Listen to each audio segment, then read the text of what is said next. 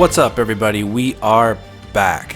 Now in this video we're going to be discussing Square Enix and their plans for the Nintendo Switch and brand new details on Octopath Traveler and the possibility also of a Final Fantasy VI remake. So let's go ahead and get started. So Game Informer posted two articles today from their July issue of their magazine, and these were posted by Brian Shea.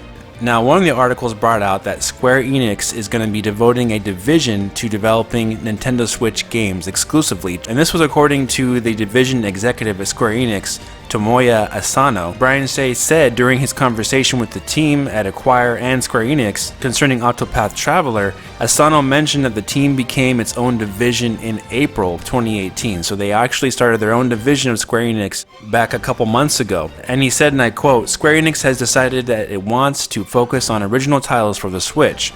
If Octopath Traveler does well, and this is something that appeals to fans, we want to focus on Switch. Please pick up the Switch if you want to play games like Octopath Traveler." So there was a question on whether or not these games are already in development, or if these were future games, or if these were just future ideas if Octopath Traveler sold well. So Asano clarified the statement. He said that there are several other titles that we're currently working on for Switch. If you could just wait a bit longer, we'll work with Nintendo and announce them in the future. So he says clearly here that there are several other games that they're currently working on for the Switch from the development studio Acquire, who is working with Square Enix. So the way he worded it here, it sounds like these games are already in the works for the Switch, and it could be something similar to what Octopath Traveler is doing on the Switch as well. Perhaps more RPGs in that style, in the way that Octopath Traveler is. Very artistic, yet has a modern feel to it, and also that retro style as well. And if you played the demo, which I highly suggest you do, of Octopath Traveler on the Switch, there's going to be a bunch of branching paths and 8 different characters and stories to choose from in that game. Battle system is extremely layered and varied, really a lot of fun. So he's saying if you do like Octopath Traveler when it releases and it sells well, that you should look forward to more of those type of games on the Switch in the future. Now, before we talk about which games I think those could be, let's talk about the other new information about Octopath Traveler itself in the other article that Brian Shea posted as well. And I'll leave the link in the description for both these articles, and I'm not going to go over absolutely every little detail here from this and just the key points.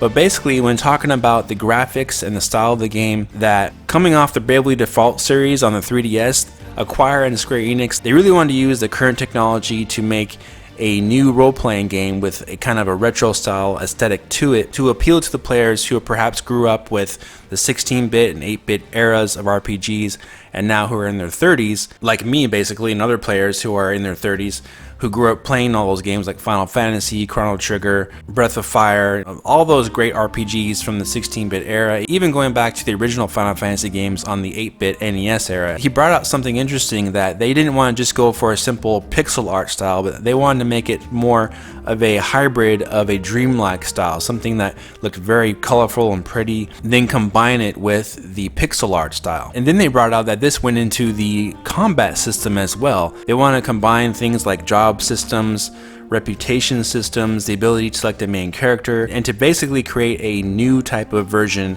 of the traditional type of old school role-playing game for today, making something, and I quote, as nostalgic but not mired in those old conventions of traditional RPGs. And the battle system is really cool when you read about it. I'll talk about it a little bit here. It says that you'll be able to exploit weaknesses to break enemies while also saving up boost to supercharge attacks and abilities, leading to more complex battles than simply attacking in turn. And the combat flows really well. Each party member plays off each other in a different way, but they did mention that some of the boss battles can take up to 45 minutes to defeat in the game, which is a very long time, so you gotta be really prepared to fight these bosses and hope you don't die after 45 minutes, so that would really feel like a waste of time, right? And of course, these battles are going to require you to tailor your party and approach it in a way not only to use your preferred strategies, but also exploit the weaknesses of the bosses. And they have an ability in the game called Inquire, which is basically a path of action, and it's basically a set of job-specific ways to interact with other characters in the world. And these paths of action actually play a big role in encouraging party diversification, since characters can use their distinct abilities to interact with NPCs in different ways. And some of these choices that you make, these passive action, will actually affect your reputation in the game. Now, they didn't bring out all the details of how a damaged reputation could affect your experience, but this might be something along the line of a more modern RPG like The Witcher or Mass Effect, where the choices you make, if you make a bad choice, or if you make a choice that's more erring on the side of negativity or something that is causing danger to other players and it's your choice but you did it anyway and you take that path, this could damage your reputation, basically, is what I'm getting from this. So it all sounds really very interesting. Of course, you have 8 different characters, 8 different stories, and they did bring out that you will not be skipping any of the stories, but the path you take will change depending on which character you pick to start the game with. Everybody could have a very different experience playing this game depending on which of the 8 characters you decide to choose from when you start the main quest. So obviously there's going to be multiple different endings, at least 8 different endings from what I could tell, possibly more. So this game sounds extremely exciting, very engaging. It sounds really multifaceted. So I can't wait to check it out soon. It comes out on July 13th. So getting back to what Square Enix said about creating other games already in development for the Nintendo Switch, one game that sticks out like a sore thumb is Final Fantasy VI on the Super Nintendo. I think they could remake that game in this type of style and have it be extremely successful. Final Fantasy VI is one of the all-time best RPGs ever made. Hands down, most people would agree that that is the case. And having a game like that on the Switch would be fantastic. And they could add certain things to it, of course, obviously without changing the story. But adding different gameplay quirks that could improve the experience would certainly be an added benefit,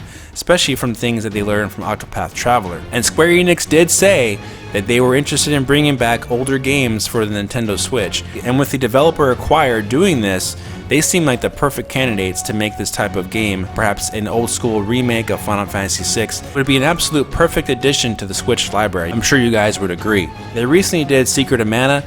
That didn't turn out quite as well, but if they go in this art style here, instead of doing a 3D take on it, I think it would be very, very good for a Final Fantasy VI type of remake, or even Chrono Trigger, basically. But the reason why I say Final Fantasy VI is because that style of gameplay is very similar to Octopath Traveler, and this is the developer acquired saying that they want to make these type of games for the Nintendo Switch going forward. And then of course we have those previous statements from Square Enix saying they want to bring back old games that were previously released on the Nintendo Switch. And that can include anything all the way going back from the NES all the way to the PlayStation 3, right? So none of these things should be left off the table. Alright guys, so that's a lot of good information we went over in this video. Please let me know what you think about all this in the comment section, about all the different subjects we talked about. And if you did enjoy this video, please hit the like button, subscribe for more, and follow me on Twitter. And I'll talk to you very soon in the next video. Have a great day.